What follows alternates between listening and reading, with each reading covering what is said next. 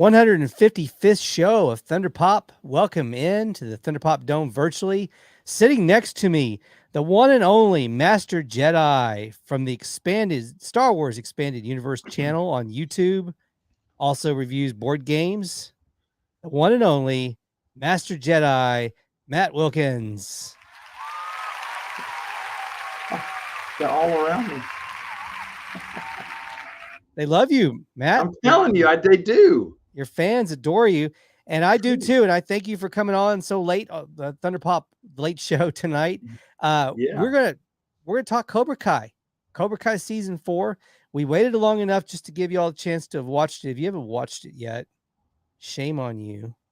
But we've given you plenty of time. There will be spoilers in this show for season 4. So if you haven't watched season 4 and it's an important thing to you to not have it spoiled, as after our opening intro, it's fair game. So there you go. After our opening intro, I got a clip for you, Matt, though. This is going to kind of start things off before we play the intro that mixes two of your favorite things together in one video. It's a mashup of probably two of your favorite things. I know I've known you long enough to know these are two of your favorite things.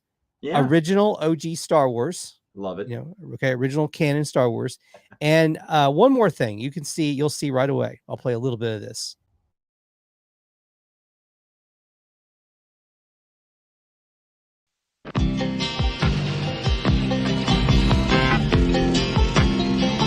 Just a good old boy, never meaning no harm. Beats all you never saw, been in trouble with the law since the day they was born. Straightening the curves, flattening the hills. Someday the mountain might get 'em, but the law never will. Making their way the only way they know how. That's just a little bit more than the law will allow. Just a good old boy, they wouldn't change if they could. Fighting the system like a true modern day Robin Hood. Oh my goodness. That's great. I'm about to show that to my wife. So you've never seen that either? I'd never seen that before. That's hilarious. My brother, I want to thank my brother. He sent that to me, emailed that to me, I guess a couple of weeks ago. Oh, that's hilarious. I was speechless. I was so well. I mean, they got what they call a good edit. That's a good edit. Oh, yeah. Oh, yeah. They got the lettering right for Dukes of Hazzard. It's great. Yeah. Yeah. It's great. And the time and the scenes, the clips that they had knew the scenes so well. It played really well. Someone worked hard on that one. You could tell. A lot of love for both genres there. A lot of love for both genres. And I believe New Hope comes out before the Dukes of Hazzard season 1 if I'm not mistaken. Chronologically, Dukes of Hazzard, I believe, started in 1979. So it followed a couple years later. So maybe Dukes of Hazzard inspired by Star Wars, New Hope. Yeah, perhaps so. Perhaps so. Could have been. Well, George Lucas was, as you know, is influenced by a lot of things to make what he ended up forming as Star Wars. Yes, indeed. Yes, indeed. That is wonderful. I can't wait. Seriously, my wife's going to love that. Yeah, I thought that'd be neat. If you hadn't seen it, I knew it was going to be fun. And your wife, is a huge Dukes of Hazzard fan. And that will be our Thunder Take also, is going to kind of play off the back of Dukes of Hazzard. I'll have something on that when we come back. We're also going to talk Cobra Kai. Like I said, season 4 react, and then also predictions for season 5. And then I've got our usual tropes, agree or disagree, thoughts and advice. And the one and only Master Jedi, Matt Wilkins, back in the Thunderpop Dome, getting a second round of applause. Yes, and we're going to do our little opening intro, and it's time for showtime. Let's do it.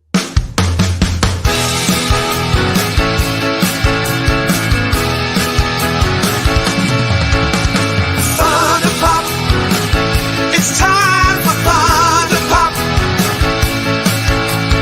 Don't make me say it again. Thunderpop, Thunderpop, Thunderpop. I will not say it again. okay, I lied. Thunder Pop, Thunder Pop, Thunder Pop, oh, Thunder Pop. Yeah. Back in the Thunder Pop Dome, Matt Wilkins, expanded universe. I bet you've had fun talking board games during the overlapping with COVID. Oh yeah. I mean, it's been all the rage right now, and so it's a growing hobby and everything. It's fantastic. Been having fun, having lots of a few. I've had a lot more cancellations lately, just because people have been under the weather. You don't know now because COVID's so light if it's a cold or COVID right now. So, but it's been fun. It's been fun. I love it. Hopefully every weekend, not this weekend. I'm getting ready. I'm going to have more twins, sir. Oh my goodness. That's a huge announcement. Big news. How far? Second set of twins coming next month. My first set's about 2.5 years old, almost 3. Yes. And we decided to do things 2 at a time in our family, I guess. So I'm having a second set of twins next month. So got to get my gaming in while I still can. Yes. You got to go ahead and binge game. I know. And binge live stream as you're doing with me right now. Oh man, I'm so happy we got to do this too. You'd have called me a month later, it'd have been a no-go. and for obvious reasons. You would have had to just type me up some notes, and I would have read your review for Cobra Kai 4. I would have had to give you asked for the synopsis. Well, man, we timed it well. Then I'm glad we got you in, and congratulations to you. Oh, thank you, sir. And applause for the Mr. and Mrs. and the twins already on board that they're going to have new siblings. Well, congratulations to them as well. Wow, big news, huge news. I remember last time when you announced the first set of twins, you came on here and they were on the way. I think you were not too far off from what will the birthdays land now? Yeah, the birthdays, theirs is April 25th, and the new babies, we don't know yet. Although we will know a date, I think by tomorrow, because they have to do C-sections this doctor wants to do a C-section. Okay. So I think it's next week we get to pick a date. Okay. We're hoping for February 22nd. So it'd be 2/22/22. Oh my God. For 2.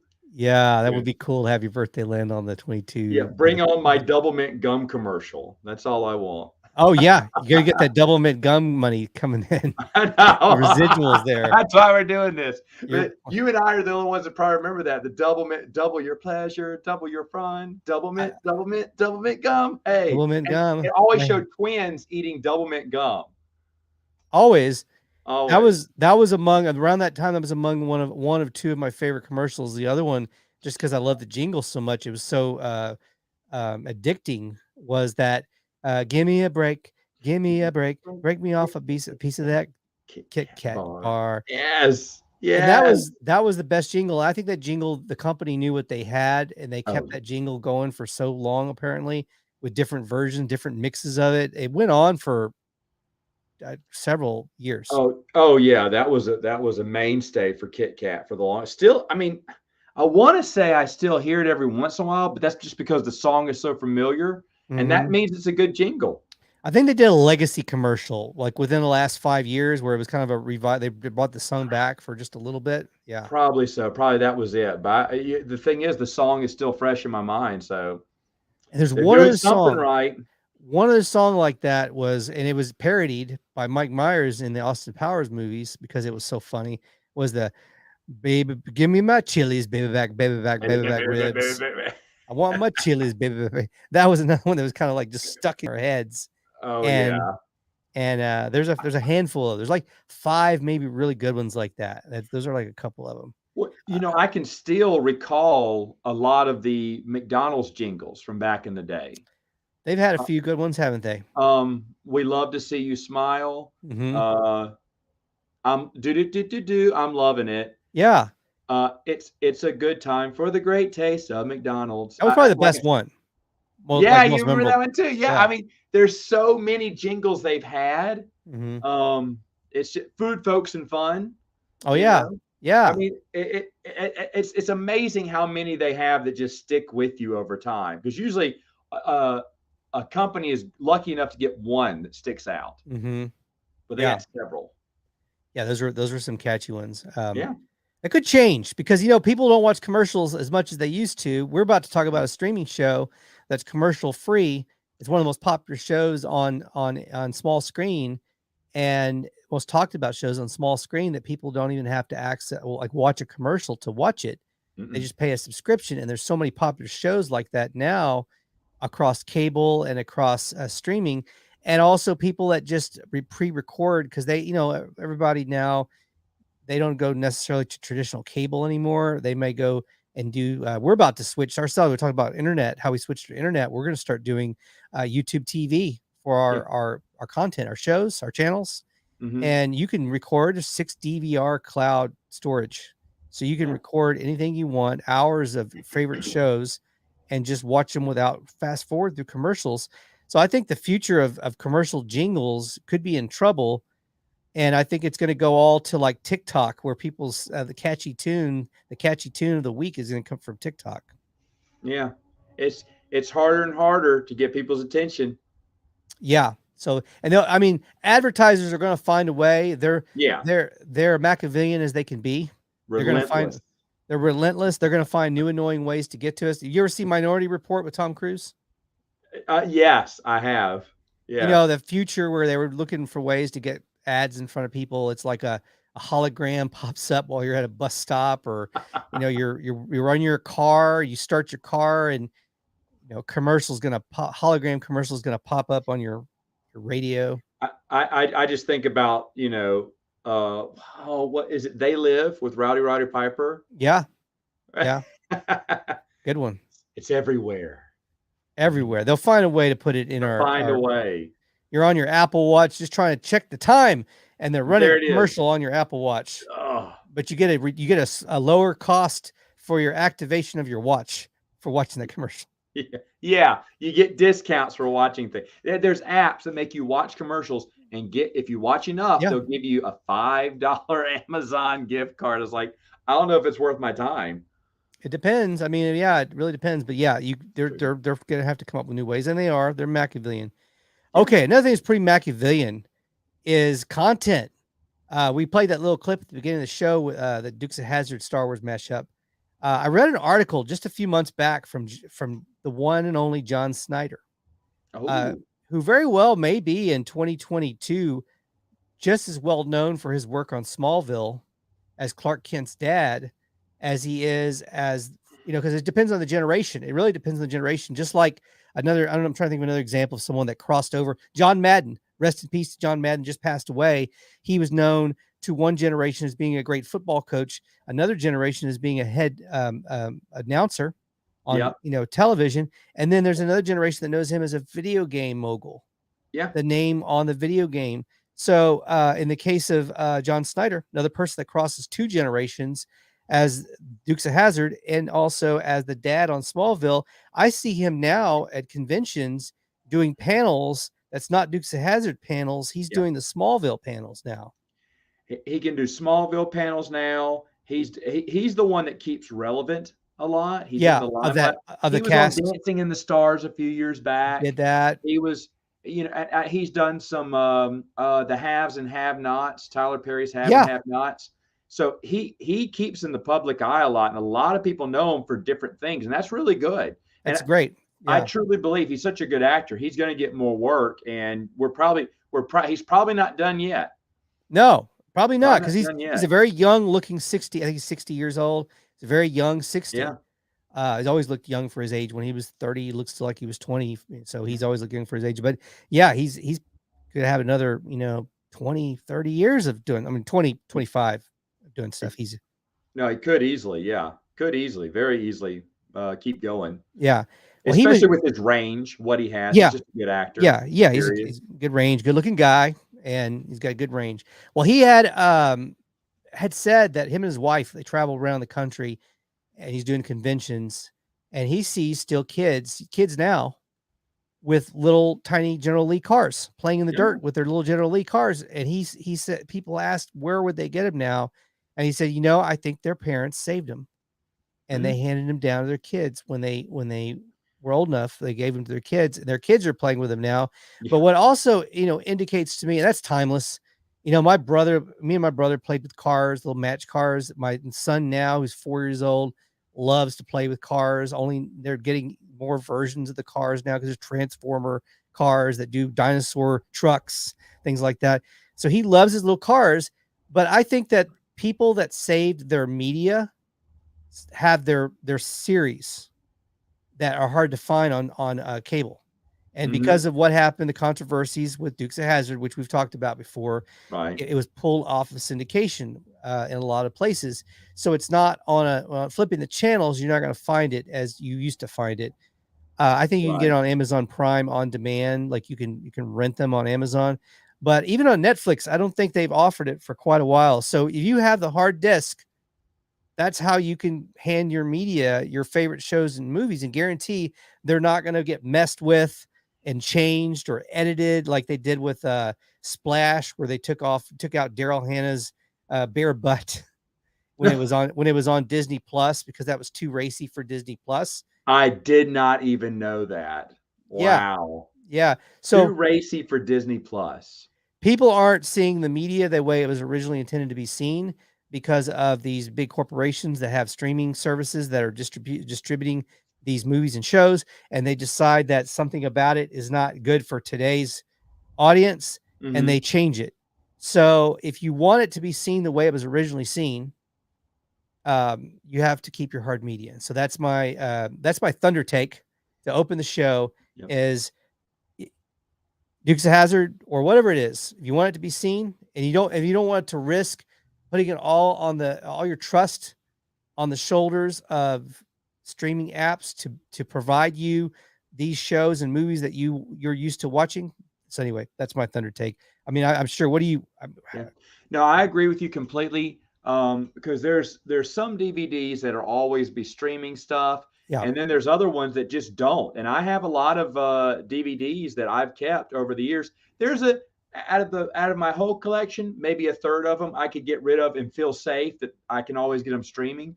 But you're right. There's so many that either aren't there or not coming back for whatever reason. A bunch of those old Hanna-Barbera DVDs, they're not reprinting those. That was the age of the DVD. Yeah. They're going to save it for a streaming deal. And if a streamer doesn't need it, they buy the rights and just sit on it. Yeah. Like a bunch of these other companies are just sitting on a bunch of these TV shows they just don't want to air. Yeah. That's why some DVDs cost a whole heck of a lot to get now. Because they're not streaming or and even there's some movies too in there.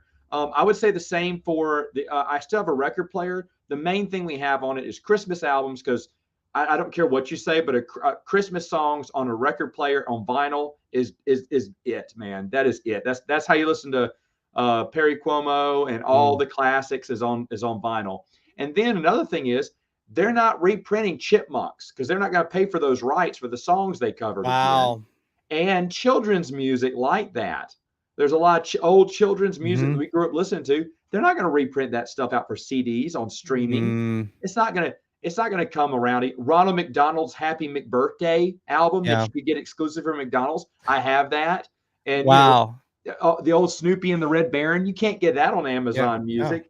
So I also keep a lot of my records because of that. That's smart. Yeah. And luckily they're making, record players because records are hot again. So it's easy to get the media player for it. But if you have a good working DVD player, keep it. If you don't have a good working DVD player, go out and get one while you could still find them. I mean, they just closed the Fry's in my city. Oh, really? I was disappointed they closed Fry's. We still have, we have the Best Buy, and we have several Best Buy. But and DVD players are cheap. They're cheap. Oh yeah, you go Target, get one. Less than $30. Easy. Yeah, super cheap these days. You know what where I really regret the purchase that I didn't make. You have regrets maybe sometimes for purchases that we make, but I have a regret for a purchase I did not make. Was about 20 years ago, they came out with these kind of standalone recorders that were digital recorders, but they weren't like they weren't TiVos. Yeah. They were recorders without having to have a TiVo. So TiVo, I think, used to have a subscription, right, to TiVo? Yeah, you had to get their subscription to do it. So this was TiVo without the need for a subscription, and they would sell these at Walmart, and they were a couple $100, and you'd go buy it, and it was a little clunky. It was kind of a big looking, like, looked like a big giant VCR. And my friend bought one. He went out and bought one, and he's able to record anything that plays through his TV, whether it's on cable, streaming, on network TV, and he can record it into that player, and then it burns it to a disc. Oh, cool. If you want to burn it to a disc. But these got probably a lot of studios. Oh, furious. And they were there, and then they were gone really quickly. There was like a 3-year window where you could find them in places, and then I think they got shut down, and understandably why they got shut down and didn't become. So he had one, he still has it, still working, and he still records with it. Wow. Like, what were they called? I wish, you know what? I don't remember. I'd have to ask him. Yeah. Now you can go still buy one of those, like a used one, but they're like $1,000 to I bet now. $1,200. Yeah, to get way up there now. But I'm like, that's the purchase I should have gone. I wish I'd gone the day he got his and went out and bought one too, because I just took it for granted that, okay, this is new tech. This is new tech. It's going to be around a while. Yeah, you thought it was going to come out and be out more available, readily available before.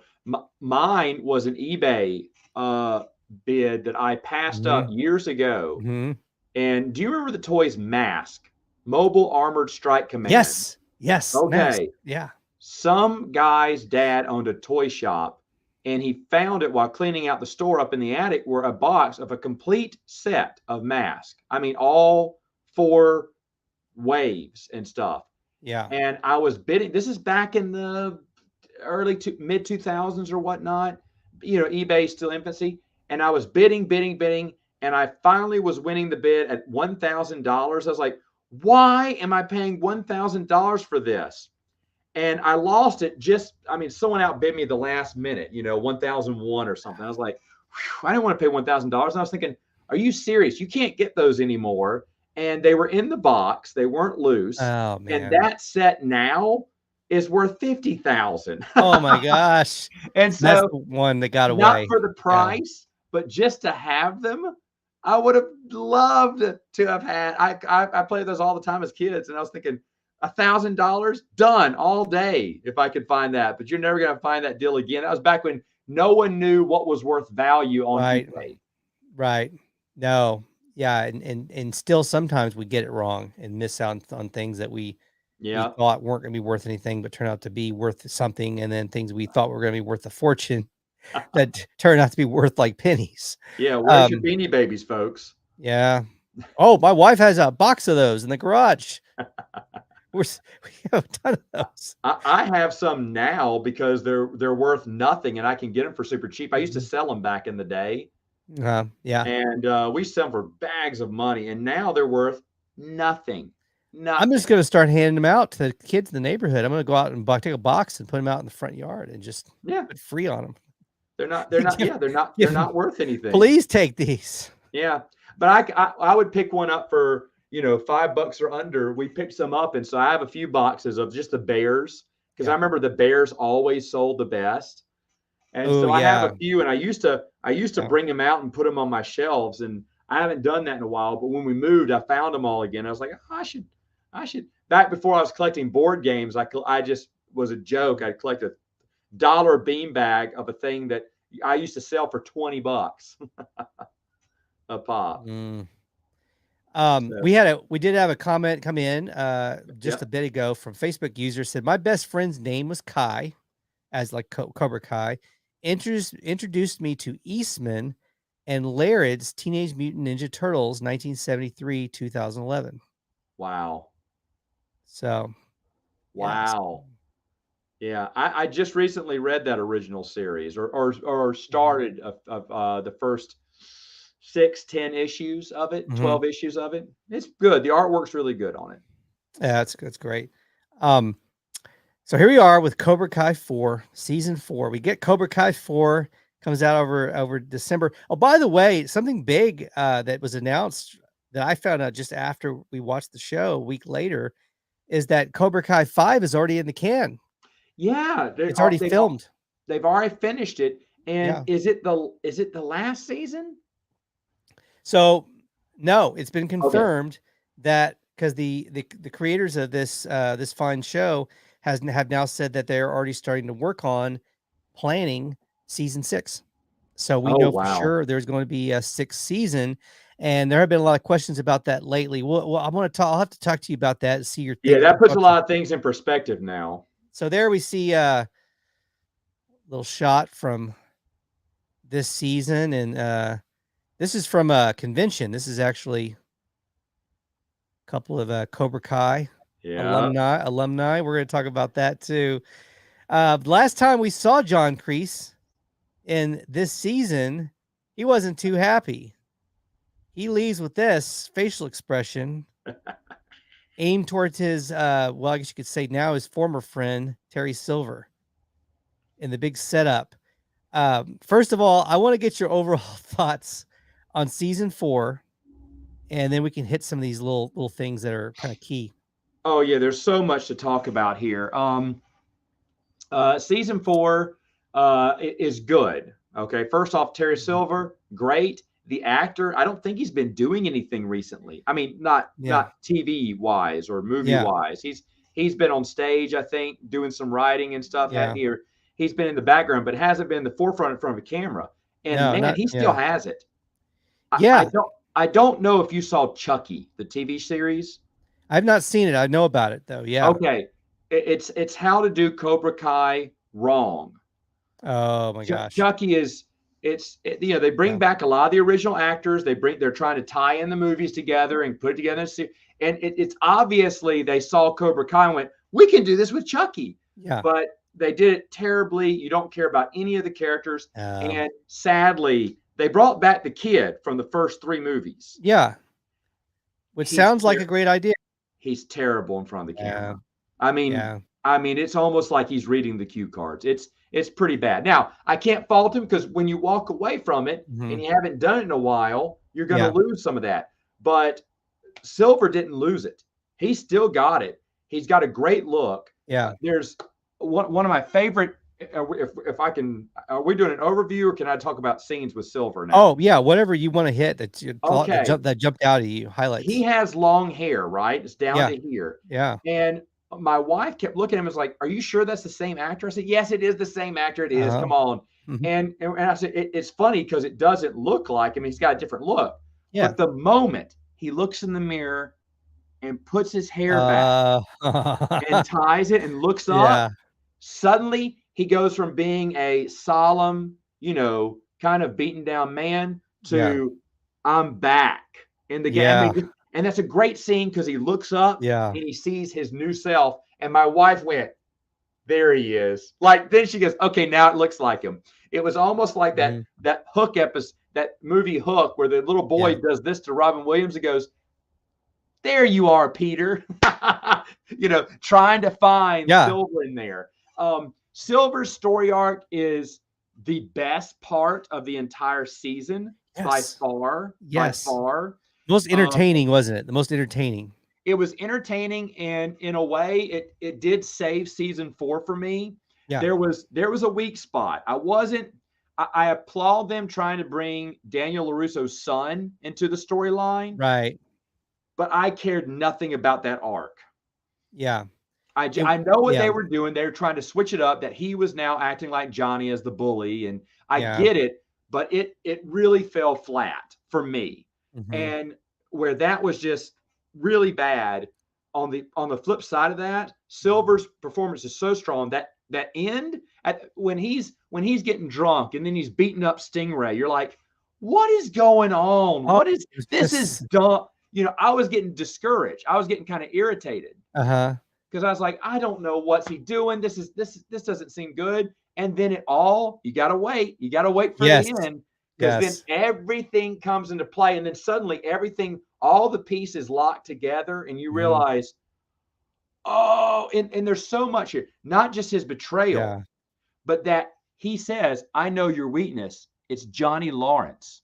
And he's right. The fact that he's right. And And then, of course, Kreese gets new life because his story arc has basically crested at this point. At least we think so. But now we know he does have feelings for Johnny Lawrence as a son in a way, or at least it's looking like that. That's a great picture of them from 3. And that they explained 3 as, I was high on cocaine. It was the 80s. I was like, oh, I watched it with a bunch of friends. We're like, that's perfect. Because as a joke, when Cobra Kai came out, we saw the first one in theaters. And remember, they played the first episode of Cobra Kai. They played Karate Kid and Cobra Kai.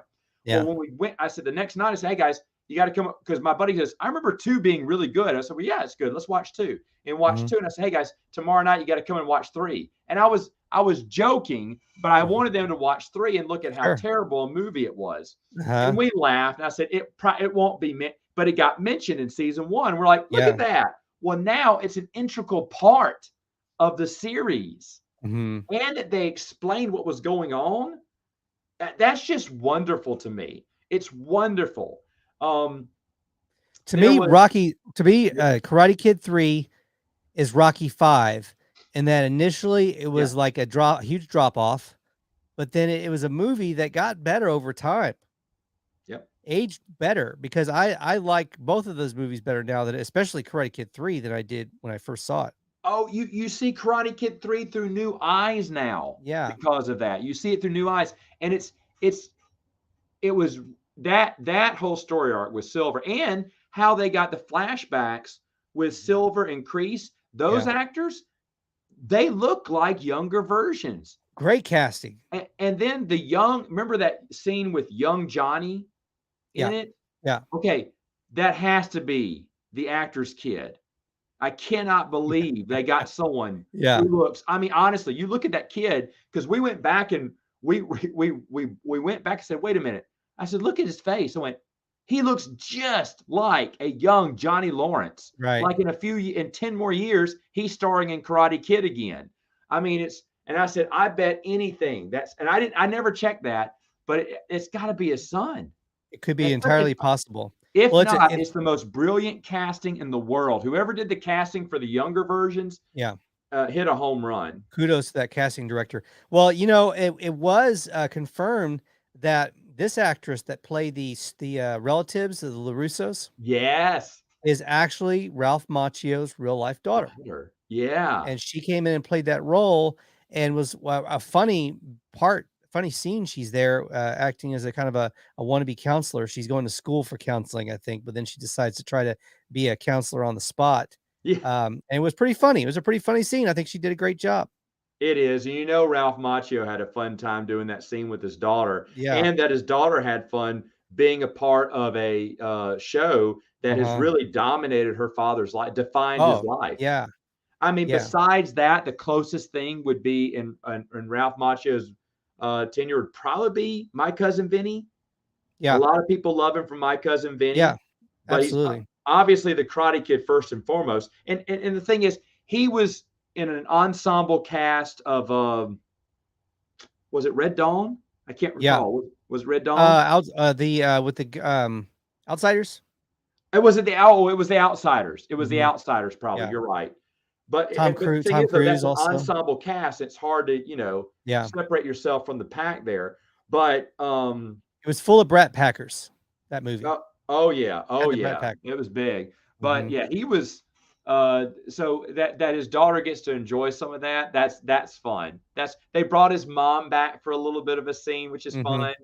And she comes back. We get a quick scene with her. Johnny's ex-wife, real quick, short scene, probably the one that got the most reduced role from her previous seasons. Right. Yeah. She popped up in an important way. There's one scene I wanted to talk about, because we forget about this, but in season 1, they did a lot of, reverse scenarios from Karate Kid, meaning Johnny's having Miguel clean up everything. Is it a lesson? No, he just wants the house clean, or wants the dojo clean. And they have all these little moments where they kind of reverse whatever happened in Karate Kid. Well, in season 4, if you weren't paying attention, there was a big moment. They did a reverse again from Karate Kid, and it was brilliant. there's a scene, and you know this. I think it's right before the second to the last episode. Johnny's drunk. Miguel comes to tuck him into bed, and he goes, "I love you, Sensei," and Johnny goes, "I love you too, Robbie." Calls him Robbie instead of Miguel. Oh yeah. And then that kind of crushes Miguel. So when the tournament comes, he really doesn't know what he's fighting for. He's kind of lost his fighting spirit. Okay, that is the exact. I didn't realize this till after because when I watched this, man, my mind is just churning through every scene, every episode. I was taking notes on my phone watching the entire series because like I don't want to miss anything. I don't want to forget something. And looking back over it, I realized that that's the exact opposite of what happened when Mr. Miyagi got drunk. Okay. It was a bonding moment because now Daniel understands the pain Miyagi goes through and what all he's, gone through in life, losing his wife, losing his son and whatnot, and serving in the military. So what does that do for Daniel? No longer is he complaining, but we see a montage of him motivated. Remember, that's the montage of him training by himself without Miyagi, because now he's determined to, get balanced by kicking the waves, getting on the boat, doing the, Daniel's doing all this by himself to try. He's now motivated. Whereas now Miguel, in that precious moment between them, Johnny ruins it. Miguel is now not motivated. He's totally disenfranchised and disheartened by the whole experience. It's the exact opposite of what happened in Karate Kid, and it's brilliantly done in this series. They've been really good at, like you said, making these kind of switching, swapping things around like that, and kind of playing with the audience's memory of the original. But the writers sit there and they've got to take notes and go, okay, what can we do? What can we spin? Oh, that's the other one. The quote from Karate Kid 3, where they flash back to Miyagi going, "No, Daniel-san, you're going to find your own way." No, yes. Not Miyagi way. Find your way. And that is where Daniel understands that it doesn't have to be Miyagi-Do. I have to find my own way. And suddenly, and see, that was another thing that ticked me off, because Daniel trying to find a balance between Johnny's aggressiveness. I was like, but that's not Miyagi way. But remember, Mr. Miyagi said Daniel will find his own way. It won't be his way. It'll be Daniel's way, not Miyagi way. You find it. And when they played that quote toward the end, I remember I looked at my buddy, because I had complained earlier. I said, I don't agree with this mixing the styles. I don't think Daniel would do, I don't think Daniel should do that. That's not Miyagi. And of course, Daniel wakes up and goes, this is not Miyagi-Do. But then when they say that line, when Mr. Miyagi told me I was wrong, as a fan, I accepted it. And I went, yep, you mix them. You mix them. I'm okay with the message now. And it's brilliant. But you know that with a pen and a pad, they sat there, watched, took notes on this third movie and went, okay, what can we make fit? At this point, now supposedly they've had this written out from the very beginning. Have you heard this rumor? I've heard that, yeah. They've had this written out and have envisioned so many seasons. Now, that they're going 6, how much longer will they go? Well, I always heard they had the four pre-planned, the first 4. Kreese told them that they told him that they had this planned. He said, I'm ready to go. Let's do this. They went, well, you don't come in until season 2, but we just want to make sure we have you. They already knew that. They told him exactly what he was going to be doing, how season 3 was going to go, and everything up till season 4. Yeah. It feels like they wrote it out. But they have so much, and they've done such a good job with upholding the legacy of the movies. This, for the first, and I think I've discussed this before, I'm sure I have, Cobra Kai is better than the movies. I never thought in a million years I'd say that, because these movies are so dear to me. Karate Kid, are you kidding me? Classic. Grew up watching the moment I remember where I was at my neighbor's house, my best friend's house. We all watched Karate Kid for his birthday. That night, guess what we did? Walked outside and all crane kicked each other. I mean, the movie was so impact. Oh yes, and you're trying to do the block moves and everything, and you're just into karate at this point. And it was such a boon for the business too, karate business. We discussed that earlier, but this show just pays tribute and enhances the movies. It makes the movies better. Yeah. And it's never been done before. That's why series like Chucky, terrible waste of time. It's so poorly thought out of, and just you could tell they just slapped it together and hope people would catch on like they catch on with Cobra Kai. Cobra Kai is a hit for a reason because the writing is strong. It's the writing. They didn't half-ass it. And it's by fans, not people like, well, I remember this movie. I will write something better. No, they said, we're going to complement the movies in the best way we can. And it's coming from a place. It's coming from a place of love. And you can tell real fans that love it. Well, and Karate Kid 3's fingerprints was all over season 4. Yes, in so many ways, as you mentioned, the bonsai store that he opened with Mr. Miyagi, and he used his college savings to open the bonsai store. That was brought up, and he mentions that. Yep, choices made. And of course, obviously with the Terry Silver stuff. And my wife later is like, poor Cheyenne, who was the girlfriend of Terry Silver's. And she's like, what about Cheyenne? What about Cheyenne? What about justice for Cheyenne, huh? Yeah, she was like, justice for Cheyenne. She's like, that's a raw deal for her. She was, there 1 minute asking for him to grab a bottle of wine and planning a next tofu recipe. And the next, she's done. She does. He tells her to get out. He karate kicks a wine bottle against the wall. Oh my gosh, which was a great scene too. Oh, I mean, he really, honestly, I mean, you're right in that he stole for me season 4, and it's hard to do when you've got. Now, I will tell you, William Zabka does get a couple really good. He does every year. Every season so far. He's had a couple of scenes that were just, I mean, gut blasting hilarious. And this year for me was the one that I saw in a Netflix trailer. So I knew it was coming, and I didn't know when it was coming, but I knew it was coming, was his parody of the Rocky montage from Rocky 4. Yeah. With the burning heart playing and him running across the city training. It's great. Great. Was he knock a guy off a scooter? Is that what he read? It's great. There's a lot of good moments in this one. Yeah. And in this one, let me think about this. Robbie as a character got a little bit better for me. I haven't liked him in previous seasons. I still, and we laugh about, at this point, everyone is flipped. And so that is a little tiresome that people keep flipping allegiances. Right. I understand that they had to have Hulk become a champion for Miyagi-Do, but in all honesty, he would have gone with Miguel. He and Miguel been tight from the whole show. Yeah. And sure, they did that little scene with the nerd kind of making that connection with him. But the thing is, dude, it's him and Miguel that have been built up. But Miyagi-Do needed a champion, so they said, okay, well, let's make it Hulk. But the thing is, they could have done it.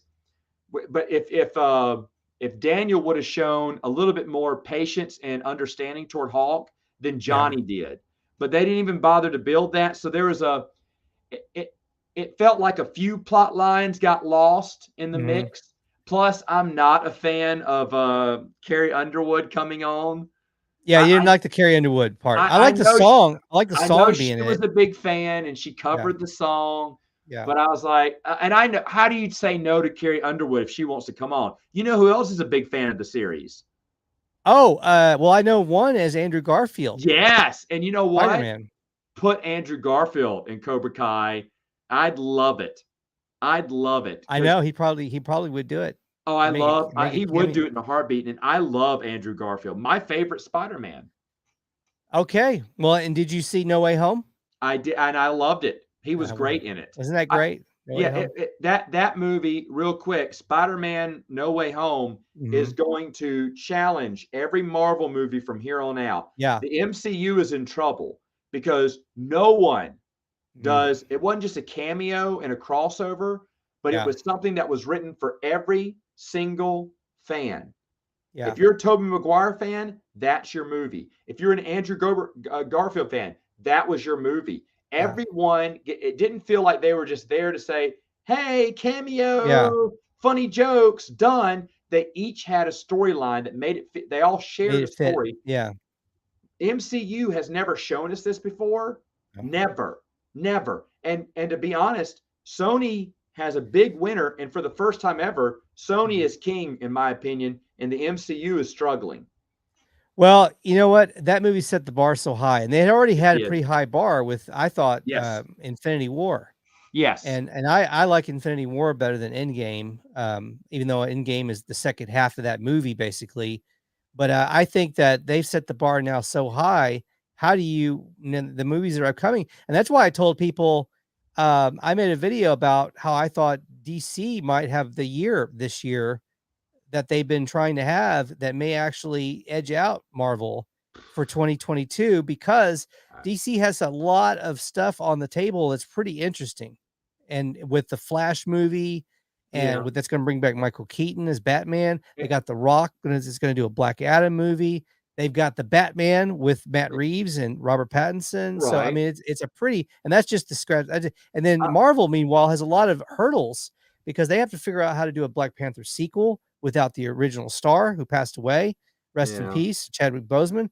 They have to figure out Multiverse of Madness, which is a follow-up to Spider-Man No Way Home, where, by the way, I hear there's been a lot of production issues and reshoots, and Sam Raimi is doing that movie. That's Sam Raimi from the Tobey Maguire Spider-Man. But they're trying to figure their way around Multiverse of Madness, which, I mean, ultimately it will probably turn out okay. But then they've got the whole, I mean, there's a lot of hurdles.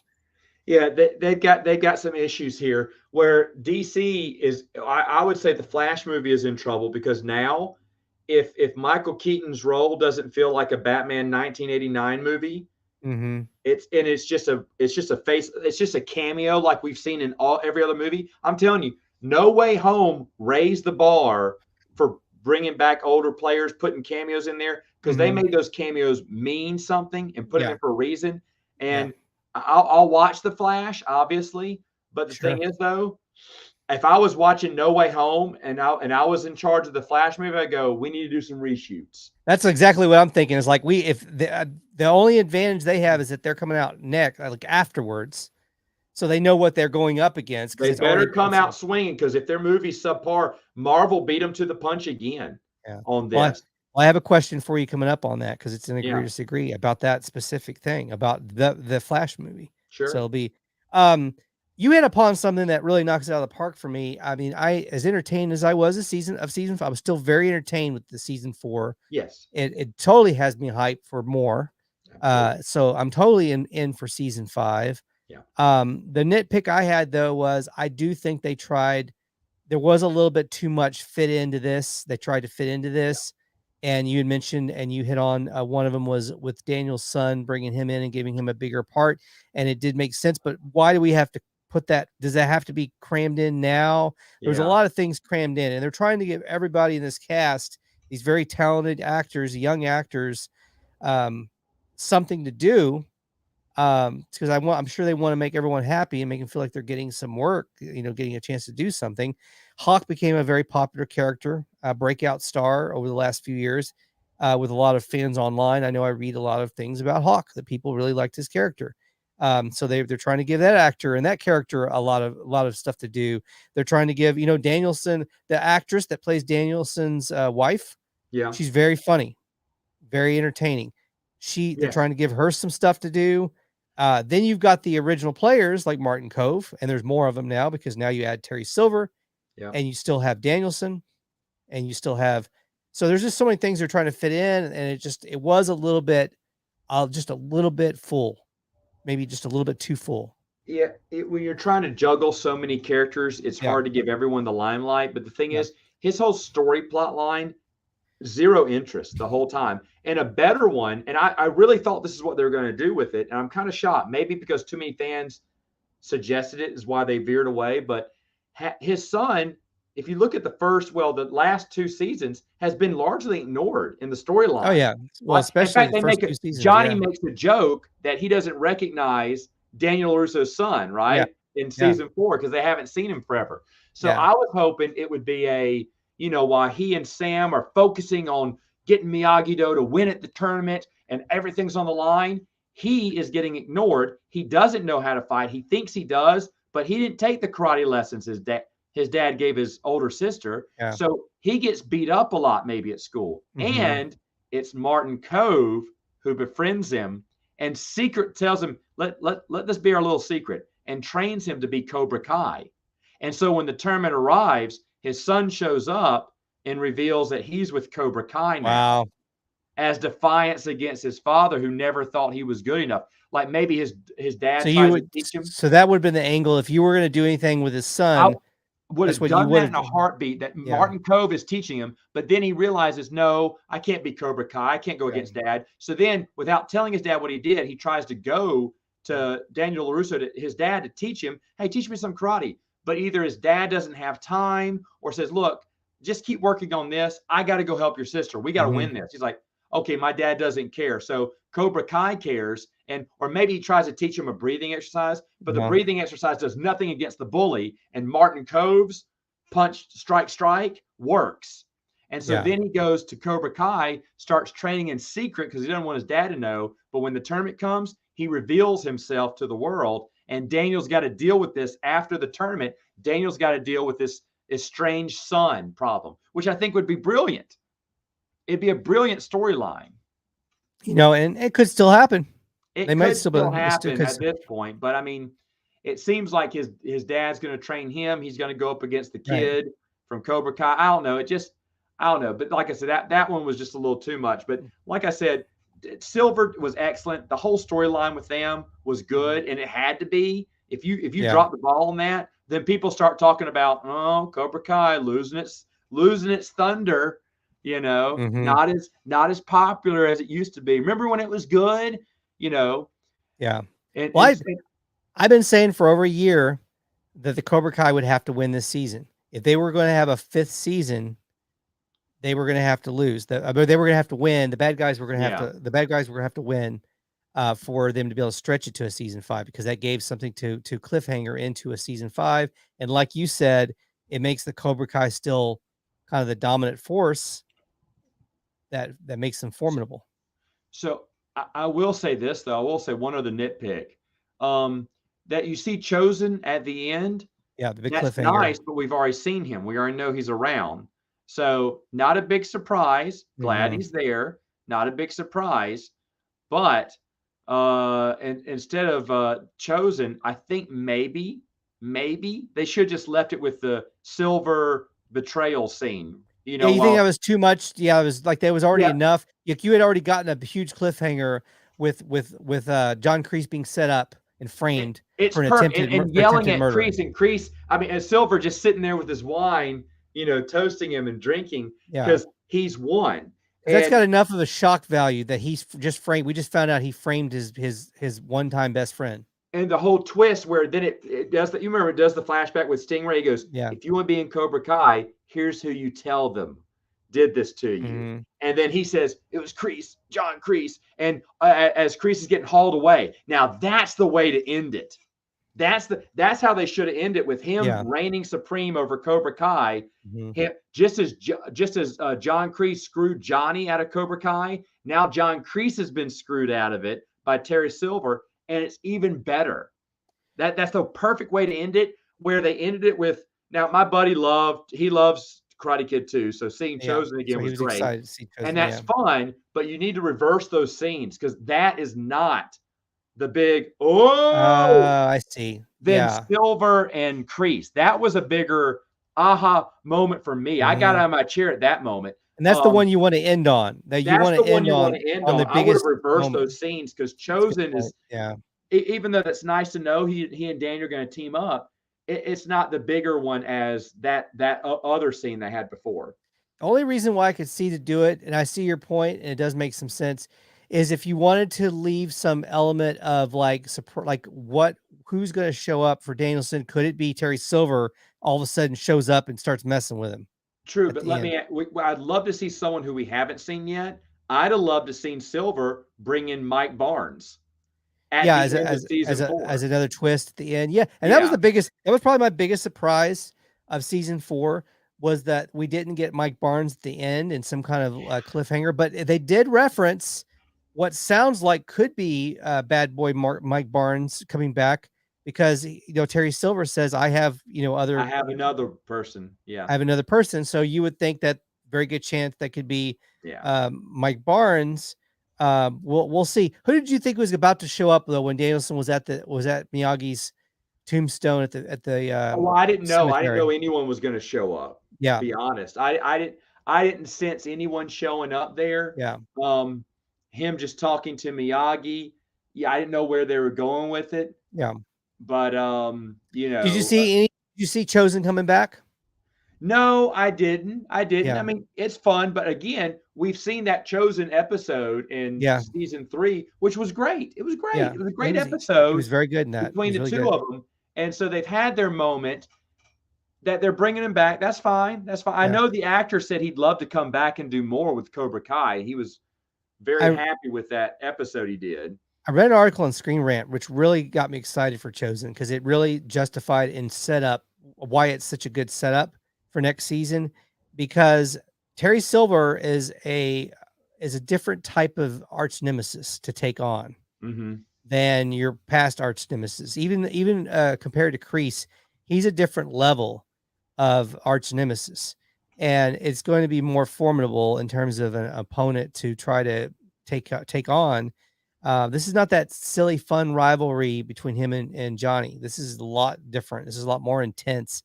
This is a person that's willing to frame someone for murder and get them thrown in jail. That was their friend for forever, since Vietnam. So this is a different level, and Chosen is a different level of a person to bring in and get help from. He look at this is what they said in the article. It talked about how Chosen is one of the other people that trained Miyagi-Do, but he trained in it for almost 20 years longer than Danielson, because Danielson trained in it, but then he stopped doing it for a long time. Right. And he went on to doing his car dealership and raising his kids and being a dad and being a husband. But meanwhile, Chosen continued to train in Miyagi-Do. That makes him a lot more of a threat in a fight with Terry Silver, who we know is very dangerous in a battle, martial arts battle. The other thing is that Chosen studied Miyagi-Do, the version of Miyagi-Do that is a little bit different than what Danielson was taught from Mr. Miyagi, which does have a little bit different mentality of a strike first kind of mentality because of the version he was taught. The other thing with him is that Terry Silver doesn't know who he is. So it makes him more dangerous to Terry Silver in terms of something that you can use as a weapon, something up your sleeve to use in when you're going up against Terry Silver, because he doesn't know who he is. So it makes him kind of a good, mysterious kind of person to put up against him. Yes, it does. It's a good match. It's a good matchup. No, I like it. And who doesn't want to see that martial arts battle between Chosen and by the way, one of the best scenes was Johnny when he gets ambushed, and the drama of what's going to happen to Johnny in that scene was pretty high drama. And then seeing him going into battle with Terry Silver, and that was like a Karate Kid fan's dream to see those two going up against each other. Yeah, that was playing a video game where you could take, it's like if you had a video game of Karate Kid. I don't know if they've ever made this video game where you could have different characters going up against each other from the different movies. That's what that was. That was like we were playing the video game. Oh yeah. Now, at this point, wait, are we doing predictions yet, or are we waiting on that? We can definitely get into predictions. I want to ask you. So we talked about Chosen, Kreese in jail. Does that change his character quite a bit going forward? I think it does. Wait, who in jail? Kreese going to jail. Kreese, and the way he went to jail, does that change his character quite a bit going forward? It won't, because he's used to being in and out of homeless shelters, jail. He will feel betrayed. He will maybe this is what's great about this, because Kreese had his arc, right? Yeah, you felt bad for him, but he's the villain. But when Silver says that Johnny is your weakness, and it is, obviously, because he doesn't want to beat up Johnny. Yeah, he does have a soft spot for him. So telling Johnny that he really cares about him, well, that part was real. That's real. Kreese can't get away from power and wanting to control everything, but it doesn't change the fact that he still has a soft spot for Johnny. Does he soften up? Does he learn a little bit of a lesson? and do him and Johnny come together again? Yes. At this point, he could be that way, or he could be a nemesis against Silver, and it could be Kreese versus Silver. Two villains fighting it off. And this is what I love, because now fans can only speculate. Right. But honestly, the story can shift both ways and still make sense for Kreese. It's an excellent setup that could go either way. I was telling my wife, we watched The Outer Banks because she really wanted to watch The Outer Banks. So we watched it. We finished it over this winter. And it was fine. I enjoyed it. It's not, Cobra Kai level for me as far as, entertainment, but it was a good little show, kind of campy. But anyway, that show had an element of like villains going up against each other. They set up one villain, then they have another villain they bring in, and then we get to see the fun when they meet up with each other. And I told her, that's one of my favorite things in any movie or television is when the villains go up against each other. Oh yeah. I love that. And so I would really love that if they did that, went that route with Kreese and Silver and gave us the villains going like a three-way battle between Danielson and Chosen, and then Cobra Kai, and then Kreese, and that back and forth. And there's a possibility. There's a possibility. Now I'm excited for it. Yeah. Now the other thing is the whole thing with Miguel going away to Mexico to find his real dad, and that's a whole other big deal. How is that going to affect that? Because is it going to be a subplot where with him and Johnny in Mexico City, and that maybe a guy that turns out to be a cartel? Because they apparently, how Miguel's mom said he's not a good person. Well, it's good for the storyline to kind of get it out, because now Johnny and Miguel get to reconnect. Probably over this. It's not. I mean, what are you going to do if story wise? Are you just going to throw Johnny and Daniel together again to train again like you did in season 4? You got to shake things up. That's exactly what they did for the setup. I'm going to I can't speculate much. Obviously his dad's going to be a mistake and Johnny's going to save Miguel in some way. We kind of know that's going to happen, but I'm going to wait and see how they do it. They may do it really well and I may really enjoy it, but I understand for story's sake, you got to give them something to do. And so that was their plot line for them to go off. I'm interested in where it's going to go. I hope it leads to a stronger relationship between them. It could. You would hope. You could. Yeah, you would hope so at this point. And maybe that they both, they wouldn't do this because you got to have Miguel fight in the tournament. But it would be nice if they both came out saying, kind of like Miyagi a little bit, like this tournament isn't what defines us anymore. It would be a nice switch. Like I said, I doubt they would do it, but it'd be nice to see. Tell me this, because I keep having this feeling, this thought that we're going to see a gang of Mexican martial arts cartels. Well, see, I was thinking, who's in Mexico that they could bring back? Is there going to be a Mexican martial arts gang fighting Johnny and Miguel? That's what I want to know, because I have a feeling that could happen. Is Mike the Mad Dog? Is he down there in Mexico? But no, that doesn't make sense. I know Mad Dog, unless there's something really with that actor where they don't want to bring him back because they don't want to work with that actor, I can't see any reason why he won't resurface next season. I'm going to call it. He's in it. Because I know that you want to talk about someone else who stayed pretty active. That actor for years has continued to work in soap operas. So he's been a soap opera. He's still a karate martial artist. Yeah. So he's still a practicing karate martial artist. And a long time ago, when after season 1 came out, people were getting his autograph, and someone asked him, "Are you going to be in Cobra Kai?" He said, "Yeah, they called me." And now he's all mum about everything. But that's suddenly he's all mum. He slipped up at the very beginning and said something, and now he's been mum about it ever since. No one has called back up that clip of him. If it was just him, someone just handheld camera. Probably got pulled off YouTube. They probably flagged it. Did, because now he's coming back for sure. These guys want everyone back. Remember how hard they tried to get Dutch back, the actor, but he said, "Guys, thank you so much, but I'm done with." He's the one holdout of like many that have come back. He's been one of the holdouts. Martin Cove called him and even said, "Hey," he said, "Look, just come back. We'd love to have you." And he said there's no hard feelings. nothing's wrong. He's just done with that part of his life, and he appreciates everyone. There's no hard feelings, blessings, everything. But just was done with it. But they'll hunt down anyone and choose anyone, which is again why I know we're going to see Mike Barnes. Yeah, in seems, season 5. and they seem to allude to that too. I think for them to mention what they mentioned, yeah, they got to spread these things out. They can't give it to us all.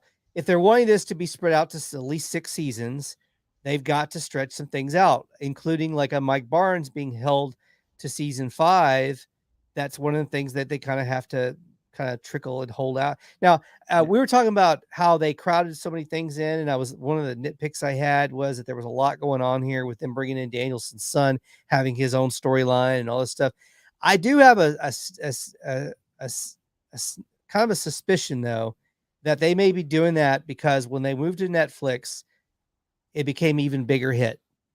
It was already huge over on YouTube, but then when it moved to Netflix, it went to a wider audience, and everybody's watching it. It's the hugest show, one of the hugest shows on small screen.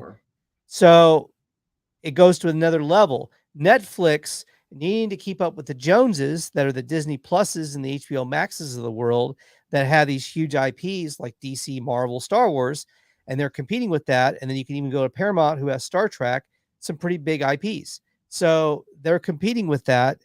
They get Cobra Kai. It proves to be a huge hit. Obviously, Netflix wants more Cobra Kai, probably more than what they originally had bargained for. And so now I'm wondering if they're bringing and giving these characters more to do because they're setting them up for the future seasons to kind of take over the reins, so to speak, of future Cobra Kai seasons, like Daniel's son and maybe his daughter kind of taking over a little bit in the future. And Daniel and Johnny kind of walking off into the sunlight. So I don't know. That may be what they're doing.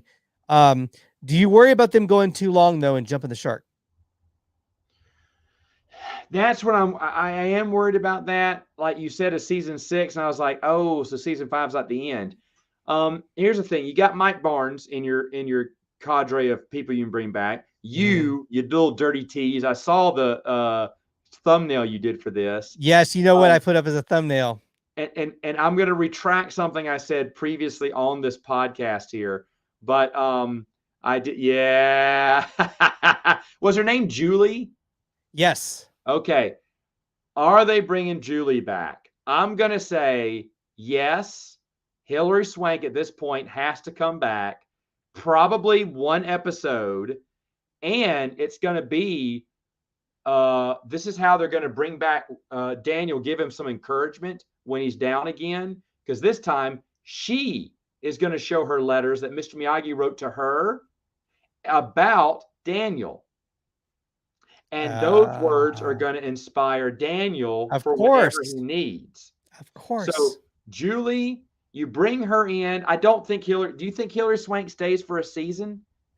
I don't know. I mean, I know what's she doing now? She's not doing much. Well, no, overall, she's a pretty accomplished actress. Oh, yeah, highly decorated with Oscar, and she worked with Clint Eastwood on that movie that was huge movie. $1 million. I can't remember, but yeah. She's obviously in the worst of the Karate Kid movies, the least of the Karate Kid movies. By far. But after that, man, heck, did she do good? She did some pretty big roles and got a lot of accolades.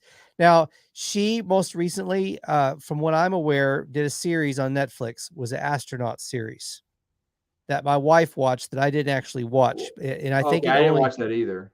It only got a couple of seasons, and it was one of those abruptly canceled shows that everyone thought was going to go on for longer than it did. I asked my wife about it because I was like, if I decide to watch it, am I going to get stuck with a cliffhanger that's not resolved? Because then I don't even want to watch it. That's my pet peeve, is to watch a show that doesn't have a resolved cliffhanger. And she said, no, it's one of them things where it kind of ends in a place where you could be fine with it ending where it ends. So I'm like, okay, good. I haven't watched it yet, but I know she was in an astronaut show that went off a few years ago. And that's the last I know of what she's been in. She hasn't done much since. I mean, you might could get her, but I don't think. I think she'd only do one episode. But that's television. She was doing television. So it's not like she's not. True. and if they do want to bring her back, but what does she do for a whole season? Right. Well, and only if they, and this is something else I thought of too. I thought of like, was she originally supposed to be what Chosen's going to be for season 5? Was that one of those areas where it could have been whoever they could get and insert, whether it was her or whether it Chosen kind of being the plan B? Now that would have been a huge ending. If he would have turned and said, "Can I help you?" And she goes, "I'm just here to pay my respects to Mr. Miyagi." He goes, Right. "Who are you?" And she says her name, Right. and that's where it ends. That would have been huge. That'd have been huge. And was that originally supposed to be the plan? And did they not get her and the way they wanted to get her? And then was it because then the next plan was, okay, we will do Chosen then, and he wants to come back and do more. I don't know. That's just a speculation thing. I want to ask you about why I can't think of her name, but the original actress for the original girlfriend from Karate Kid 1. Elizabeth Shue makes a cameo last season, which is great. It was the best, one of the best episodes, probably one of top 3 episodes from last season for sure. She's great. She made a cameo. And it was perfect. It was just enough of her, and it worked just perfect. It fulfilled the fans' hunger for her to come back and reprise her role. She did an interview with the cast after that season aired on Netflix, like a Netflix kind of like a little Netflix show. The after show or whatever. Yeah, she did the after show. She joked about, I don't know if she was joking or whether she was serious. Do you remember when she said that she had pitched the idea of her coming in where she had her own dojo and she was training people in martial arts herself? Do you think she was joking, or probably. You think she really pitched that? Probably. Yeah. That's funny though. But see, besides Mike Barnes and Hilary Swank, there is no one left.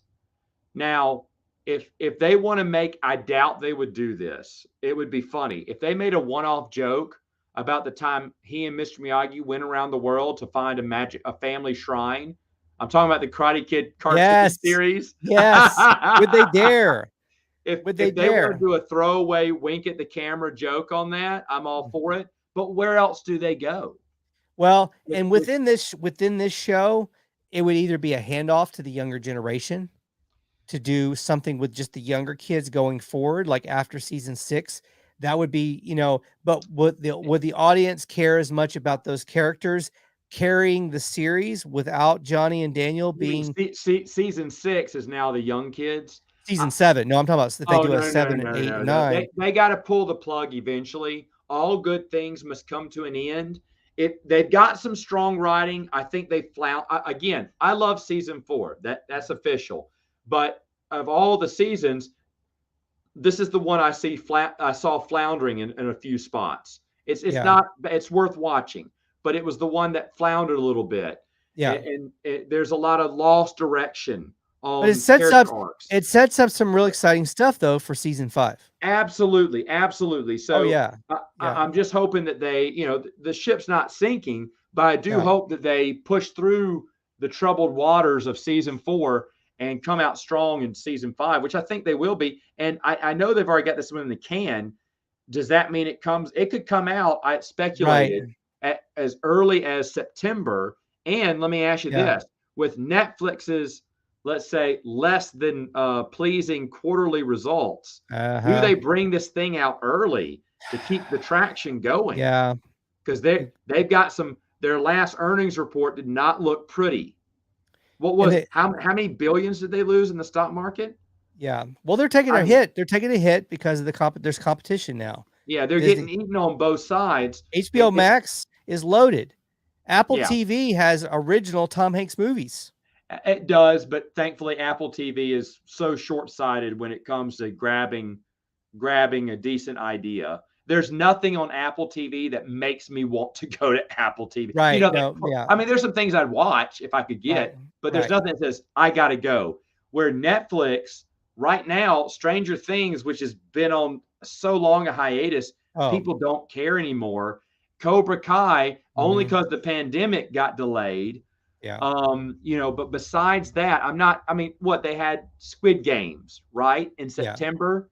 They haven't had any new hits, like very few new hits. They need a solid hit to keep coming in, and they need to keep the public interest. I do hope this has them push up Cobra Kai to kind of get some numbers up. And I would ask those writers of Cobra Kai, hey, look at all these 80 franchises. What do you want to make?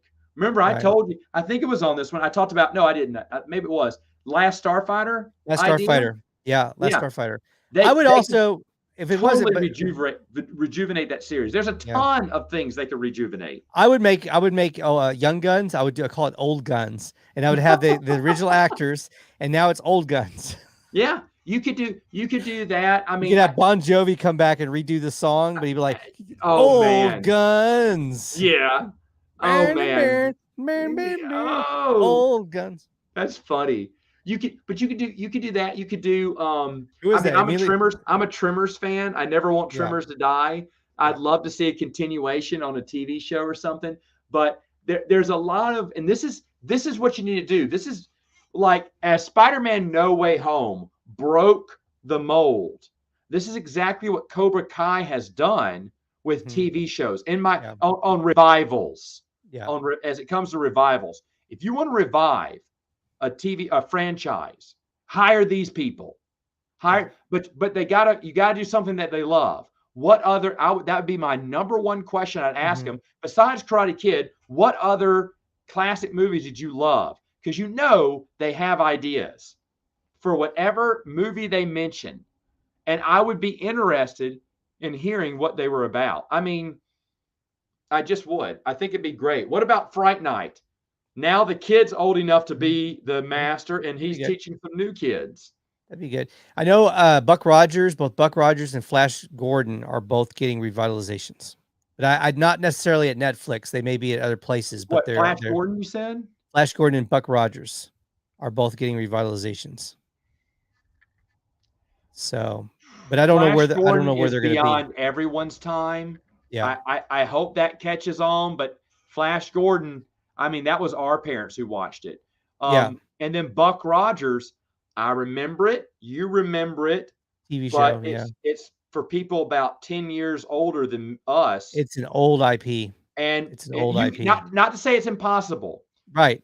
But look what happened to John Carter, I thought was a good movie. Yeah. It's an old hero.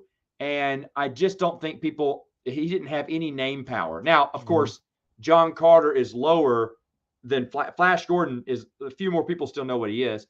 Right. If they're done right, you can bring those shows back, but you can't just dust it off with a little bit, sprinkle it in. You got to have these writers you got to get back old writers who love the show and want to reintroduce it to a new audience. It's going to be good writing. Good writing. How you do that. You got to measure that out. I would love for an old Sebastian to be working in a bookstore and give a new kid the Never-Ending Story, the new TV show. Louise said Hellbound on Netflix is a crazy good series if you like Korean rated or Korean R-rated shows. Awesome. So there's a good recommendation on Netflix. Of course, they did have the Squid Game was their most recent big blockbuster. Yeah, they imported over, right? So, I mean, I'm sure their developmental team their team is developing and working on concepting ideas. I'm telling you guys, Old Guns, let's do it.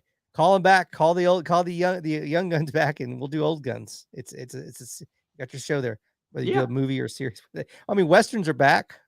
Yellowstone's a huge hit. And there's a lot of actors. Surprisingly, there's a lot of actors who will lower their fee to be in a Western. Harrison Ford went to Aliens versus Cowboys only because he wanted to do a Western.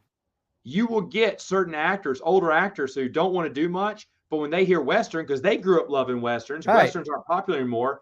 And they don't make them that much anymore. If you did it well, there's a lot of great old franchises you could dust off if done properly. Done properly, like Cobra Kai is. But there's not a single, you correct me if I'm wrong, because I may not be thinking of it, there's not a single legacy revival, TV revival that's anywhere close to Cobra Kai. Yeah. It's tough. For movies movies that have been revitalized as a TV series, I can't think of anything that rivals it right now. There have been some other television to television revitalizations and movies that got movie sequels that were legacy sequels that did quite well. But for an actual, movie that was converted to television and became such a huge thing. Oh, by the way, the actor that plays Miguel is now cast to play the Blue Beetle in DC's Blue Beetle movie. And it's a huge deal because it's a DC. And actually, this was originally going to be a movie for HBO Max, and it's been promoted and elevated to a theatrical release. Interesting. So he's going to play Blue Beetle, and I'm also wondering if that is not part of the reason why they came up with the idea of him going to Mexico. And I'm wondering if it's a way to him not, because wasn't available for filming. Have you also known that in this episode, in this season, he is bulked up, where in season 3 he's young and skinny. Yeah, he's bulked up a lot. I like the idea. He's playing the kid, not Ted, whoever, the Blue Beetle. Yeah, he's playing the kid that he trains. I can't think of his name right now. Right. All right, that's good. I like the actor. I think Miguel. That's what you had to do. Where Chucky fails, there's not a single new kid actor that is good. They are all worthless. When it comes, I'm shocked that a director cast this crew and thought he had a good cast, because honestly, there's not a single redeeming. The main character has his face he puts on. It's I'm hurt, I'm upset, and I also have diarrhea. And he puts that face on for everything. And it's like, you are so bad an actor. And where he hasn't acted in years. Well, no, not that guy. I'm talking about the new kids they brought in. Okay. They're all terrible. They're terrible. And then you go to Cobra Kai, and I mean, it's not home runs all around. The jury still. Tori is a little. I like what they're trying to do with her and LaRusso's daughter. Yeah, I like it. I just haven't bought. They haven't sold me yet on it. Haven't sold me on it yet. But Robbie did a lot better. Miguel is fantastic. Mm-hmm. Jamie Reyes. Okay, thank you. Blue Beetle. Yeah. That's right. Yeah. Yeah. Okay, thank you. Yeah. Mm-hmm. I've read the comic book. I just couldn't remember his name. 30th Century Fox. It's good to see you. 30th Century Fox is always coming in on my Instagram channel. Okay. And getting involved in all the stuff we're doing over there. So it's good to see you on the YouTube tonight. 30th Century Fox. Yeah. No, I've really enjoyed a lot of the younger actors that like Hawk. Man, what a great character. What a great actor. Yeah. Stingray is fun. He does his bit and he's gone. Even some of the bit characters are really fun to watch. Yeah. So they have a lot of a good ensemble, pretty strong ensemble they can work with. Yeah. Whereas I don't know, it's just hard. It's hard to get you to buy in from the non-legacy characters. But Cobra Kai's done that for the most part. Mm-hmm. Trying to think we missed anything. We talked about Miguel, Hilary Swank, Kreese in jail. There's a lot of different ways they can go with that. Yes. We'll see where this is going to go. Like I said, I think they set some potentially really fun things up for season 5. I think that this could be a solid 6 seasons. I've always said, if they do it right, they could get 6 really solid seasons out of this. And I know 4 was what I was originally told, but I'm like, I could see 6. When you start getting into 7 or 8, hold on, wait a minute, that might be tough. Unless you move to the younger characters and it becomes their story. And I don't know if that's going to be as exciting. It's been speculated. I'll ask you this. Do they bring in Mr. Han? Ooh. Jackie Chan and Jaden. They don't have to, in my opinion. Those aren't technically part of the series. They don't contradict either. Yeah. But I mean, there's some other ideas for you there too. That's another. I got one more for you. And this was something I might have picked this up online somewhere. The speculation, and I think I made a little video on this. The speculation that there could be Mr. Miyagi's son is still alive and a grown adult man now. I wouldn't like that. That takes away from the sorrow, the story, of the first movie. Yeah. Plus, I mean, you could come up with a story about why he's been gone from his father for so. He wasn't there. He wasn't there when it all happened. That's true too. During the war, could have been a mix-up and everything. But right. if there was a son in it, I'd rather Mr. Miyagi have that moment. I think you just leave it as part of his sad tale. Yeah, it might take it away takes from that. away from his sad tale. Okay.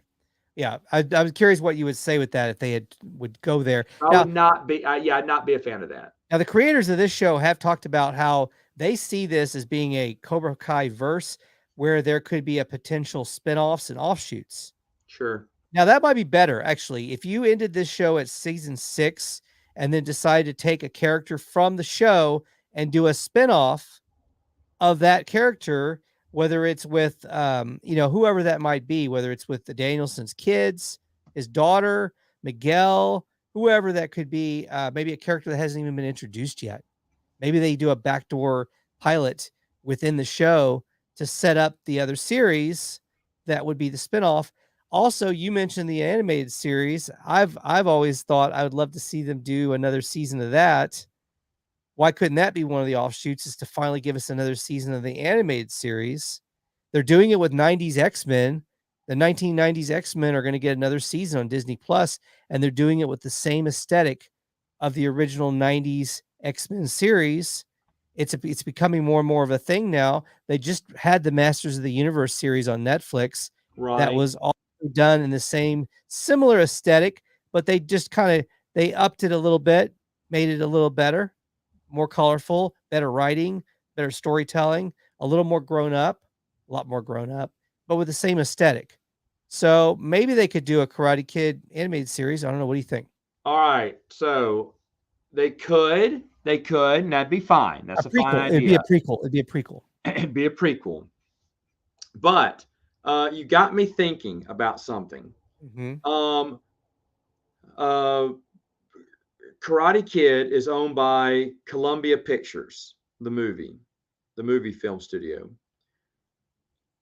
So they don't have their own streaming service, I guess, which is why they let Cobra Kai go out to Netflix or whoever, the highest bidder. Okay, you said a Cobra Kai universe. So I was thinking if they have an agreement with Columbia Pictures, and Columbia Pictures wants to sell another franchise, and Netflix wants to go big. Okay. There's a franchise whose market value dipped just recently that you could grab because the movie, which was great, did not do well in theaters last year. Okay. Ghostbusters Afterlife is also Columbia Pictures. Woo, interesting. Now hold up. Have you seen Afterlife? I saw Afterlife in the theaters. I went to the theater and saw it in an almost empty theater on a Sunday night with maybe couple other people in there. It's sad that people passed on that one because it was a good film. Yeah, did it not do well? Did it not profit? It wasn't considered a hit, a blockbuster? We can look and see what the box office did. But obviously it did less than it should have done because of the timing. I think it did okay, but not what they were wanting, not game. Right. I don't think they have another Ghostbusters in the can right now on greenlit. But the end credits set up possible. So are you ready? Here's what they should do. Okay. Yeah. That's because I talked about this to someone, a Ghostbusters fan, that Ernie Hudson, bring Ann Potts back as Janice. Janine, and she's the secretary. He runs Ghostbusters. Dan Aykroyd would definitely come onto the series. Bill Murray, you're probably not going to get him, but that's okay. You have two Ghostbusters training a new Ghostbusters team. There you go. And you got the first season is them getting trained in Ghostbusters Academy. Yeah, Ghostbusters Academy. But then end of season, I've already got this planned out. End of season 1, they fight their big bad ghosty, the big bad, whoever it is. Yes, the new ghost, the new demon. But the big bad is trying to find a human body. He inhabits Dan Aykroyd at the end of season 1. I love it. Season 2, it's evil Dan Aykroyd versus the Ghostbusters. Oh, they need to hire you. I'm telling you, the show writes itself. And so you could go on. There's so many subplots and so many stories you could bring within this. And then hold up. since Columbia Pictures owns both Karate Kid and Ghostbusters, look out, boys and girls, the ultimate crossover. If you want to get crazy.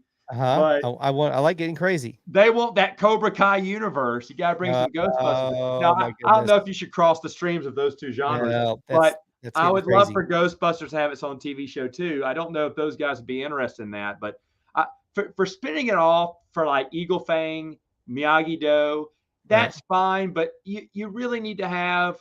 I think the whole point of this series is to give the legacy a better ending than what the next Karate Kid did. And and so far they've done that. If they would have stopped it at season 2 or 3, I would have been happy. Right. You know, if they would have wrapped it up, I'd have been happy with what we got and thankful for it. Just do it justice. End on a high note. Don't overstay your welcome. Yeah, you have a chance to end on a high note. Learn the George Costanza. You know, go out on a high note. You know, you got to go end on a high note. So they should do that. Probably stop. I know they love Karate Kid. They're big fans. They've shown us their passion. But go jump on another project and do the same exact thing as you did to Cobra Kai. Give it the Cobra Kai treatment.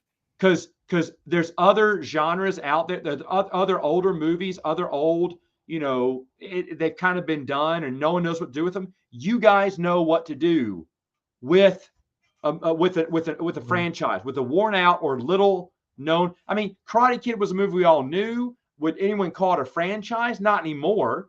But they took it, dusted off, and made it super popular. You can do it again. Yeah. You can do it again. I challenge you to do it again. We had a quick comment from not Mike Barnes. That would have been something Mike Barnes had came in and commented. But 30th Century Fox said Mike Barnes from Part 3 hasn't been tapped for anything either. And I know 30th Century Fox is really got his, he's pretty knowledgeable on the television film. So he's saying he hasn't been tapped yet. But we'll see. I feel like if they don't bring that actor back, there's a reason why they didn't bring him back behind the scenes. Something we don't know. Possibly, but I see them letting bygones be bygones and being true. They're obviously true fans, sure, and they'll do whatever they can to get him back. And plus, the actor has been very coy lately on whether he's returning. Yeah, so we'll see. I mean, I definitely feel like it could happen. I can see it definitely happening. Yeah. All right, another thing that's about to happen is a little agree or disagree. Oh, here we go.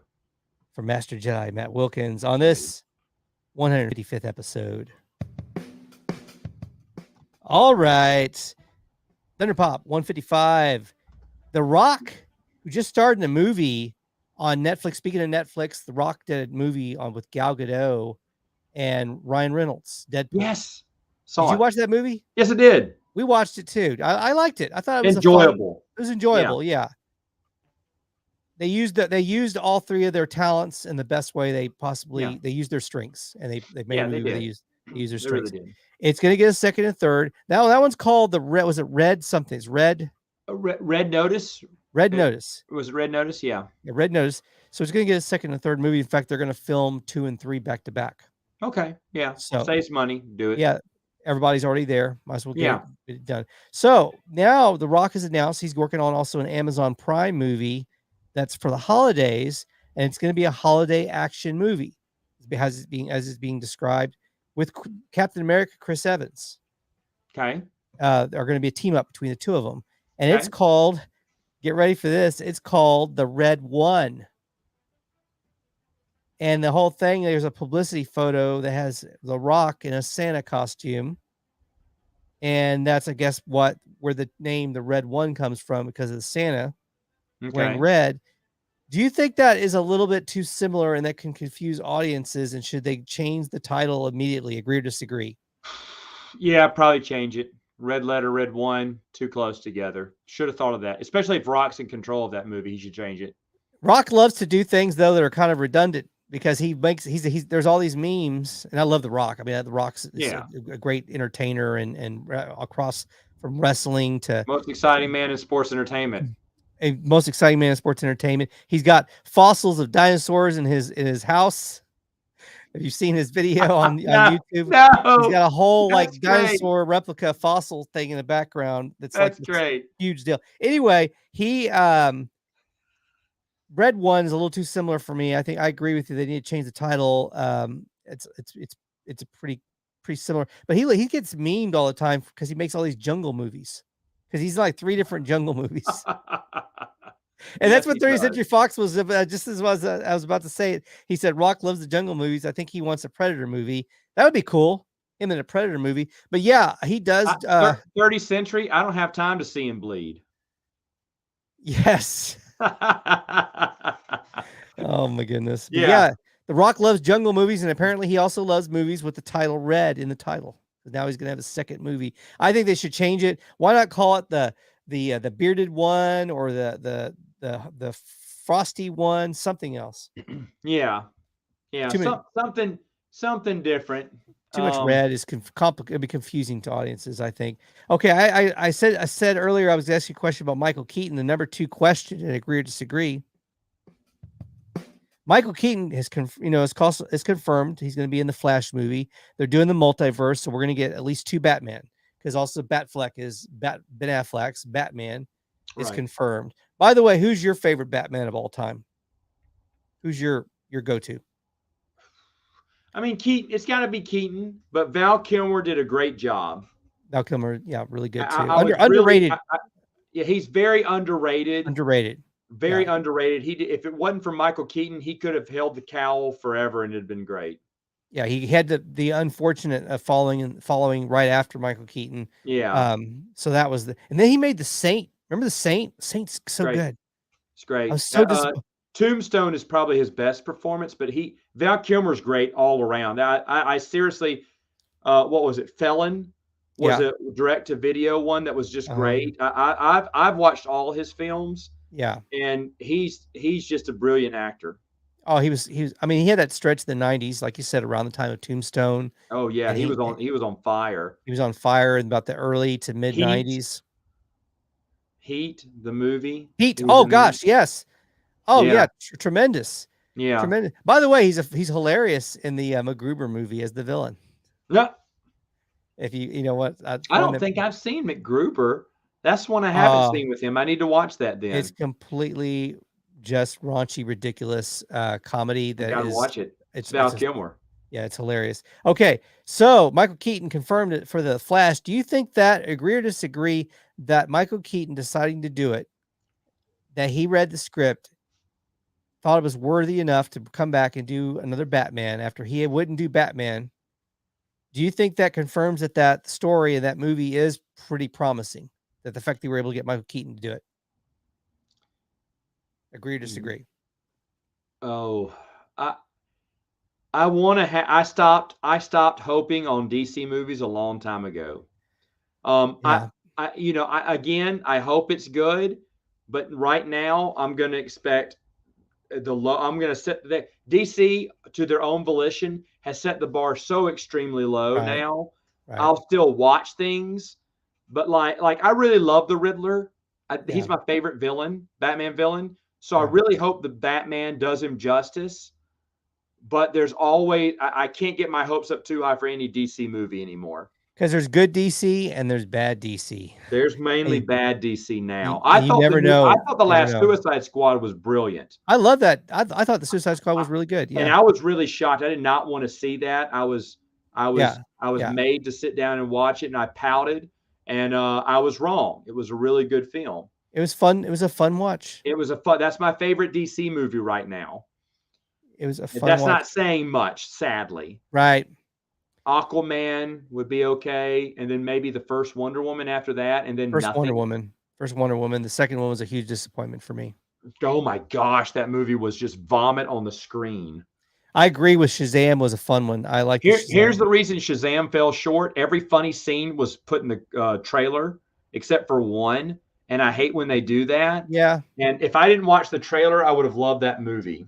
Yeah. You are so right about Kiss Kiss Bang Bang. Yeah. That is, oh gosh. I'm still going to go with Tombstone, but Kiss Kiss Bang Bang has one of my favorite lines on it when he calls the guy up in the cell phone. He's like, Why'd you piss on a hooker? That's the great thing. Is a dead hooker. Oh man, it's a scene. It's totally Kiss Kiss Bang Bang's hilarious. I need to watch that again too. Oh yeah, it's just he had such a run there for that. Oh, he did. That Great, stretch. great stuff. Great actor. Yes. The thought and advice to close it out, and I guess it shouldn't be surprising that I'm always thinking about popcorn because I'm surrounded in it on the screen here. We got it surrounded. Yeah. But I got for my birthday in November this popcorn popper. Why? I'll tell you why this is significant. But it's a one that you cook stovetop. It's Nice. a big silver pot, and it has we put the popcorn in. It has a lid, and then it has a thing you wind that mixes the popcorn in there. So you pour the popcorn corn kernels in there, and then you add some oil, and then you do it, and it's like 4 minutes later you have a pot full of popcorn and overflowing. Okay, super easy, and you just take a little bit of popcorn kernels, and it makes a huge popcorn, like a pot of popcorn. Nice. So you can binge watch shows like Cobra Kai. So I got this because I have a popcorn problem, as indicated again by my design of the screen. So I have a popcorn problem, and I used to go and buy a couple of bags a week of pretty good popcorn. It was a pre-bagged popcorn that was pre-seasoned, pre-buttered. It was like organic popcorn. It was in a bag. You'd get it like it was about this size, and these are like $4 a pop. So I'd go buy a couple of these bags, and I would, whenever I wanted to snack throughout the week, I would grab eat on that popcorn, or if I was going to sit down and watch some shows or movies, I'd make a bowl of that, and then right there the popcorn. I have a popcorn problem, but finally, so my wife got me the popcorn popper, so I can make my own popcorn. Because I'll tell you what, already I've noticed over time how much you can save.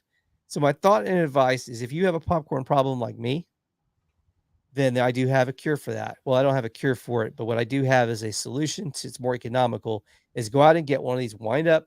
You can get one on Amazon Prime. I think you can go, they got like several on there. The wind up, the silver wind up popcorn popper, and get one of those. It's 4 minutes. You set the timer and you do a little bit of wind up. You don't have to do a lot, and you make enough popcorn for like 2 or 3 days. And I'm saving at least, I figured it out the other day, I'm saving at least about $4 a week. $4 or $5 a week, which is not a fortune, but when you add that up, it's $5, it's $20 a month, and then $20 over the year is $240 I'm saving a year. Look at that on my popcorn now. Now, if you figured the span of 15 years for my son, and I'm going to save almost close to $3,000 for his college fund, which will be enough for him to pay at least a month's rent of his dorm or apartment when he goes to college, because by that time that'll barely be what you'll be able to, unless he goes to New York or California, right? Somewhere like that. It wouldn't even pay a month's rent now, and I don't think it would even pay a month's rent then for anywhere. Probably, actually, it'll be enough to probably pay his lunch for a couple lunches, yeah, for the week maybe. So I'm buying my son's lunch. There you go. He goes to college for a couple of days. Don't say you didn't try. Yeah, we did try. So we're going to make $3,000 in 15 years because of my popcorn economically getting a popcorn popper. So yeah, but I know, throw that in the piggy bank.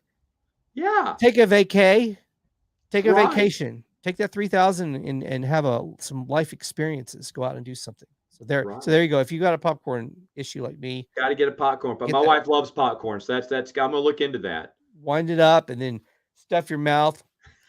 I definitely look into that. There, Matt Wilkins, Master Jedi. Thank you so much. Let everybody know where they can find you on YouTube. Yeah, under Matt Wilkins, because I was very uncreative back in 2002 or 2005, whenever I joined YouTube. So back then, you just put your name on there because you didn't know how to name your channel something cool. But thanks for having me, man. It's always fun. Love talking to you. It's and I love talking to you, and it's always a lot of fun. And check his channel out; it's a lot of fun. He reviews Legends comics from Star Wars, and breaks that down and everything that's going on in the world of Legends Star Wars comics, original canon. He talks about on his YouTube channel board games, lots of board games as well, and other stuff that you want to talk about. Other fun stuff too. Yeah. Yeah. Whatever that may be. And that particular week is some things that he'll also talk about. It's a fun show. So check him out And when do you usually live stream? You do at least once a week, right? I'll do. I haven't been able to do it as much as I wanted to lately. Because of all we got a new house, new everything. So we moved recently. So usually first of the month I'll do one, and then if so, every blue moon when I can get on and just hop on a live stream at night, I'll do it. I want to do it more because it's a lot of fun. It's easy. You just hit the camera and talk. Mm-hmm. But it's just there's so many things been going on that I haven't had the time. This though was worth my time. Well, I'm honored that you spent the time here with me to do this, and also for the postponement, because we were supposed to do this last week, and then today there was chaos at the house too. We almost didn't make it today, and the Google Fiber came in, they came through and got it all set up. But when they told me they got here and they put the box on the wrong side of the house, and we had to fix that, I did have a little bit of a reaction.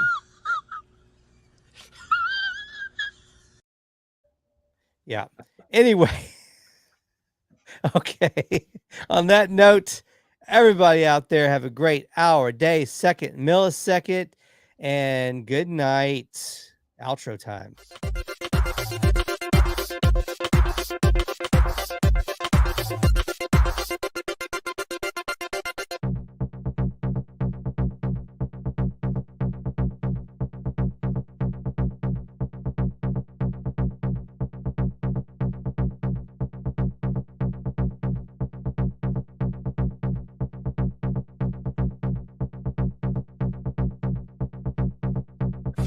Thunder Pop is a Hit the